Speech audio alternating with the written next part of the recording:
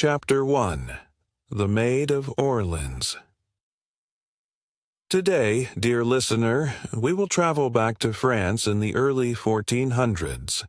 This was a time of war, fear, and uncertainty. The country was divided. England had taken control of large parts of France. The French king, Charles VII, had not yet been crowned. People were afraid of losing their homes, their families, and their country. In a small village called Domremy, a girl was born on January 6, 1412. Her name was Jeanne d'Arc. Known to the world as Joan of Arc, she was not a princess.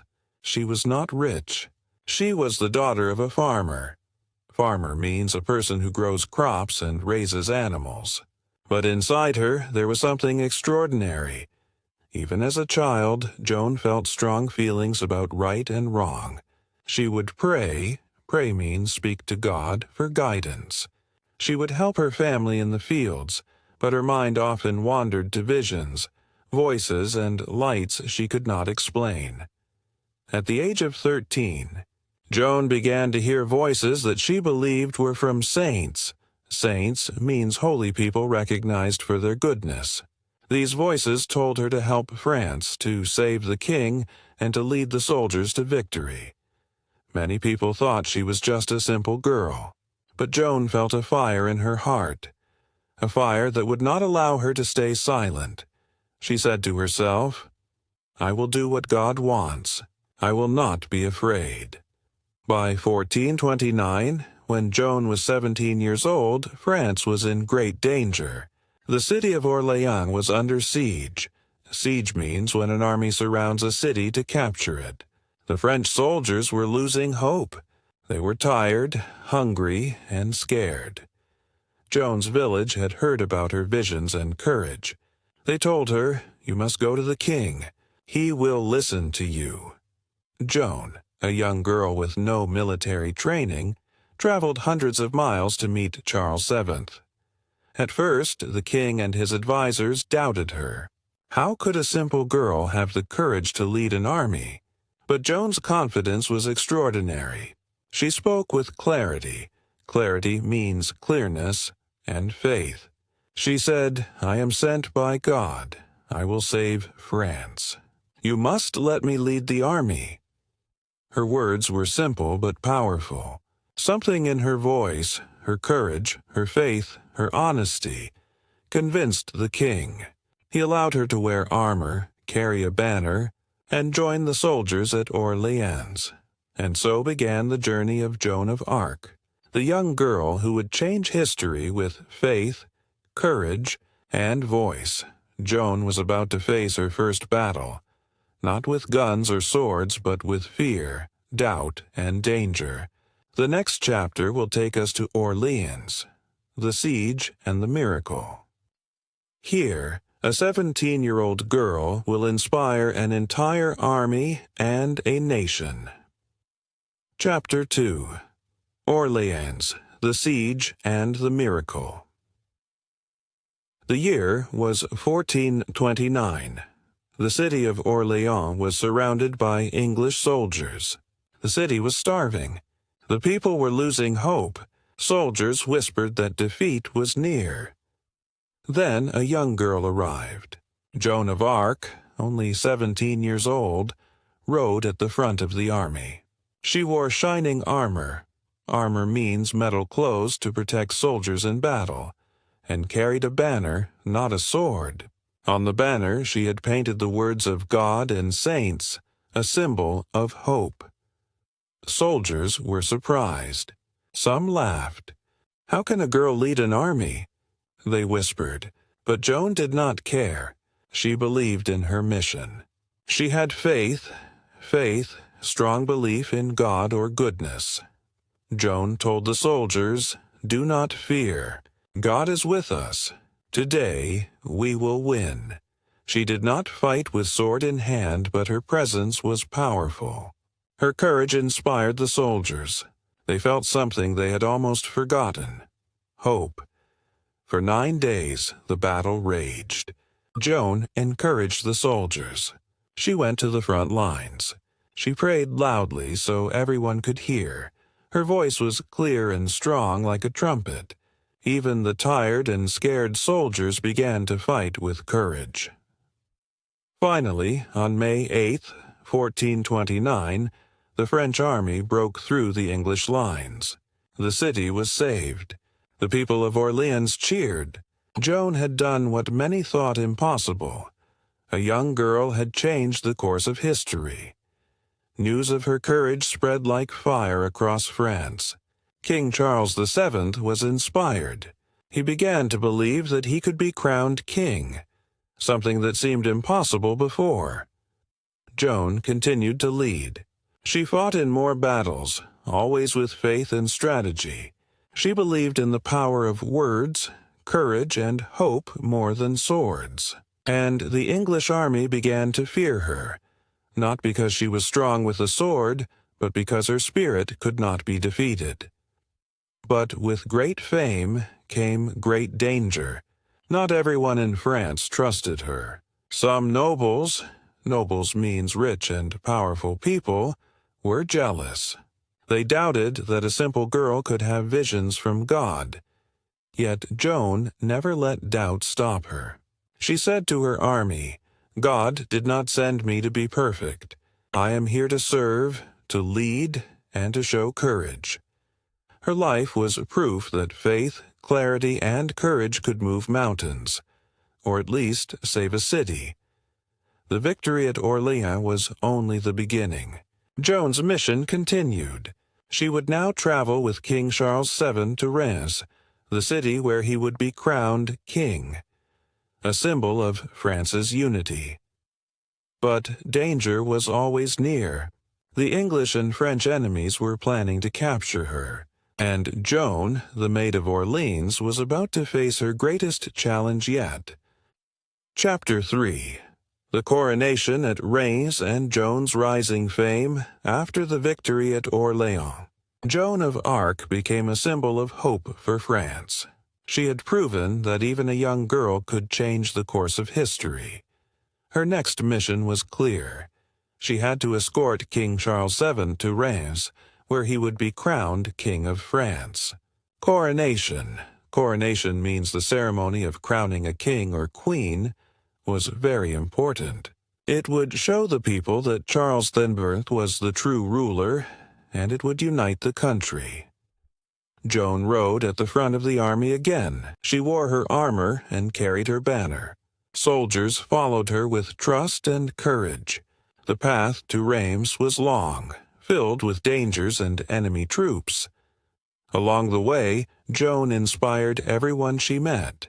Villagers came out to see her. They cheered. They said, "The Maid of Orleans will bring glory to France." When Joan and the king reached Reims in July 1429, the ceremony was magnificent. The cathedral means a large, important church, was decorated with banners and flowers. King Charles VII was crowned in front of thousands of people.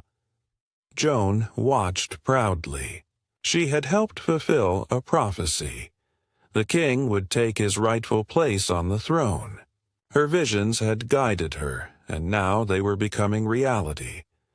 After the coronation, Joan's fame grew even more. People from all over France admired her courage. She was called the Maid of Orleans, and her story spread quickly. Her name became a symbol of faith, bravery, and hope. Even the soldiers who had once doubted her now respected her deeply. They said, "She's not just a girl. She is the spirit of France." But fame also brought danger.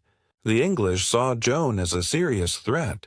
Her victories had inspired the French army and frightened the English commanders. They began to plan how to capture her. Joan never showed fear. She continued to lead her army with clarity, clearness, and courage. She trained soldiers, encouraged them, and reminded them that victory comes to those who believe and act with faith. Even in the face of danger, Joan remained humble. She did not seek power or glory for herself. She said, "I am only a servant of God. Everything else is not mine to claim." Her faith, courage, and wisdom amazed everyone, young and old, soldiers and villagers, peasants means poor farmers, and nobles alike. She showed that true leadership is not about being born into power, but about speaking truth, inspiring courage, and acting with integrity. But fame and success were not safe. Joan's enemies were waiting. The English and their allies were preparing a trap. Soon, the Maid of Orleans would face her greatest challenge: capture, trial, and a fight for her very life. Chapter 4. Betrayal and Capture. Joan's trial for her life. After her incredible victories, Joan of Arc became a powerful symbol of France. But with fame came danger. The English and their allies wanted to end her influence. In May 1430, Joan was leading a small army near the town of Compiègne. Suddenly, the French defenders left her unprotected. Joan was betrayed. Betrayed means someone you trust turns against you, by her own allies and captured by the Burgundians, who were allied with the English. She was taken as a prisoner and moved from city to city. She was treated carefully because the English and French nobles knew she was important. Even in prison, Joan did not lose her courage. She prayed, pray means speak to God, every day, and stayed strong. She told the guards, "I am a servant of God. No chain can stop me." The English wanted more than to hold her. They wanted to destroy her reputation. They accused her of heresy. Heresy means believing something against the church. And witchcraft. Witchcraft means using magic to do bad things. In Rouen, Joan was put on trial. The trial was unfair. She was questioned by men who wanted her to admit guilt, even though she had done nothing wrong. They asked her about her visions and her faith. Joan answered wisely and clearly, "I do not act on my own. God has guided me." The judges tried to confuse her with tricky questions. They asked about her voices, her visions, and even her choice to wear male clothing.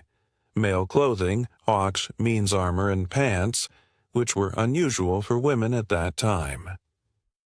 Joan said simply, "I wear this clothing to protect myself. I am not trying to dishonor God." Despite her intelligence and honesty, the court did not listen. They were determined to condemn her. During the trial, Joan showed extraordinary courage. She stood tall, spoke clearly, and never lied. She knew the risk, but she also knew her faith was stronger than fear. After months of pressure and imprisonment, the court sentenced her to death by burning at the stake. Burning at the stake, beus, a punishment where a person is tied to a pole and burned. On May 30th, 1431, Joan of Arc, only 19 years old, was led to the square in Rouen. A large crowd watched. Many cried. Many prayed. Joan looked at the sky and whispered, "Jesus, I give my spirit into your hands." She was tied to the stake. The fire rose around her. Her life ended, but her courage and voice did not. The people watching felt a mix of sorrow and inspiration. Even her enemies knew she had done something remarkable. Her faith, her clarity, and her courage became immortal. Years later, in 1456, Joan was rehabilitated. Rehabilitated means officially cleared of charges by the church. She was declared a martyr. Martyr means someone who dies for their beliefs. And in 1920, she was canonized. Canonized means officially declared a saint by the Catholic Church. Joan of Arc became Saint Joan of Arc, remembered forever as a symbol of faith, courage, and freedom. Joan's story does not end with her death. Her spirit lived on, inspiring France, the world, and every generation. Next, we will explore Chapter 5, Joan of Arc's Legacy, the voice that changed history, where we see how a young girl's courage continues to teach us about faith, freedom, and speaking boldly. Chapter 5, Joan of Arc's Legacy, the voice that changed history. Joan of Arc was only 19 when she died, yet her life continues to inspire millions around the world. Her courage proved that age, gender, or status does not limit the power of one voice. She showed that a single person could stand for truth, faith, and freedom, even in the face of impossible odds. After her death, stories of her bravery spread across France and Europe. Soldiers, villagers, and even kings remembered the young girl who led armies. Her name became a symbol, not just of France, but of human courage and hope. Over the years, Joan's life inspired writers, artists, and leaders. She appeared in paintings, plays, and books. People studied her words, her actions, and her faith. Her story taught lessons far beyond war. Courage can overcome fear. Faith can guide decisions when logic seems impossible. One voice can inspire change. In 1456, the Church officially reviewed her trial. They found that she had been wrongly condemned. She was cleared of all charges.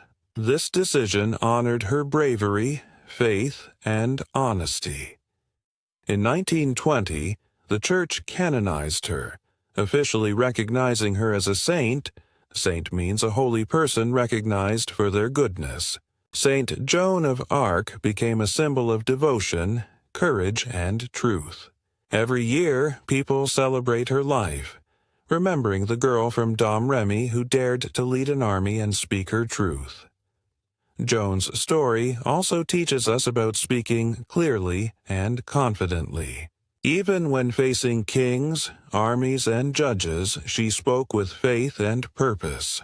Her words changed history, and her example shows every English learner that a voice, spoken clearly and with belief, can have a profound effect.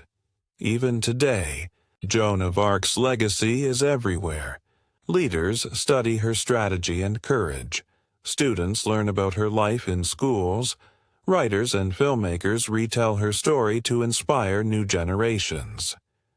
Joan's courage reminds us that, no matter how young, small, or unimportant you feel, your words and actions matter. For English learners, this is a powerful lesson.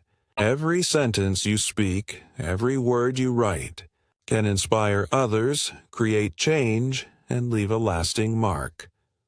Joan of Arc's life connects perfectly with our journey of learning English through stories. Faith in your ability to learn. Courage to speak even if you make mistakes. Persistence to continue practicing until you succeed. Her legacy shows that true power comes from clarity, honesty, and bravery, not from wealth, status, or age. And so, as we finish Joan's story, remember, her life was not just about war or religion. It was about the power of one person to make a difference. It was about courage, conviction, and the voice that refused to be silent. Joan of Arc's story teaches more than history. It teaches life lessons for every listener. In the next and final chapter, we will create a motivational outro connecting Joan's story to your journey of learning English, helping viewers feel inspired, practice speaking, and reflect deeply. Outro. The voice that refuses to be silent, dear listener. You have just walked through the incredible life of Joan of Arc, the young girl from Domremy who changed the course of history. You saw her as a child, listening to voices and dreaming of a better world. You saw her lead armies, inspire soldiers, and save the city of Orleans. You saw her help a king take his rightful place on the throne. You saw her face betrayal, danger, and a cruel trial. And finally, you saw her die. Brave, faithful, and full of courage. Joan of Arc teaches us something very important. True courage is not about strength or weapons. It is about standing for truth, speaking clearly, and never giving up, even when the world seems against you. As English learners, we can take a lesson from her life. Speak clearly and confidently, like Joan did when she convinced soldiers and kings. Believe in yourself and your ideas, even if others doubt you. Never be afraid to make mistakes. Every word you speak is a step toward mastery. Joan's life reminds us that even one voice, spoken with courage and truth, can inspire millions. So today, when you practice your English, imagine Joan standing beside you. Imagine her whispering, "Do not fear. Your voice matters. Your words can change the world." Every time you speak, you continue her story. Every time you practice, you build confidence and strength. Every time you share your ideas, you make a small difference. And, like Joan, that difference can grow into something incredible. Remember these 3 lessons. Speak with courage. Believe in your words. Never stop trying. Joan of Arc may have lived over 600 years ago, but her spirit is alive today. Her story is not just history. It is a guide for all of us who want to learn, grow, and speak boldly. Take a deep breath. Say your next sentence with confidence, because your voice is powerful. Your words are important, and like Joan, you can inspire the world.